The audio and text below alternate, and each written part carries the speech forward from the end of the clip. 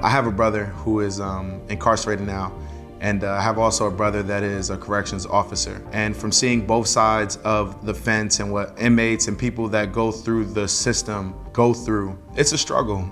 A lot of guys that are in there, they're not all perfect. There's good guys and there's bad guys, but it can be a second for somebody to take another look at somebody's file just to double check and make sure that everything is correct and get their cases revisited where they can take the first step to getting released.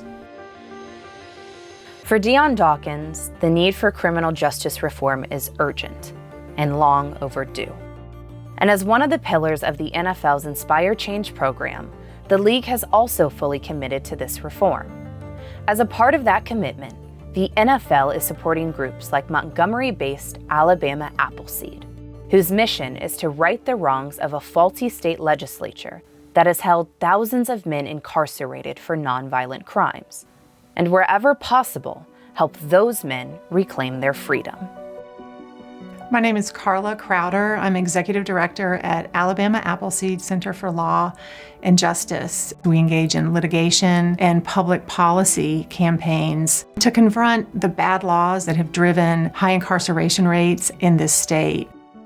Alabama's three strikes law is called the Habitual Felony Offender Act. It is one of the harshest in the country. Here in Alabama, if you commit 3 nonviolent prior offenses, then a judge can sentence you to either life or life without parole, which means people will die in prison, no chance to ever get out. I remember the day that our grant had been approved and we were going to be getting this funding in 2020.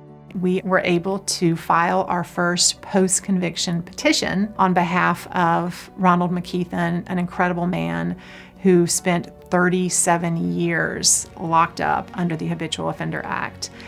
And Ron walked out of prison carrying a big box of art supplies back in December. We would not have been able to take on his case without more capacity and without NFL funding. When I finally got a chance to start talking to the Appleseed, I knew I was in safe hands.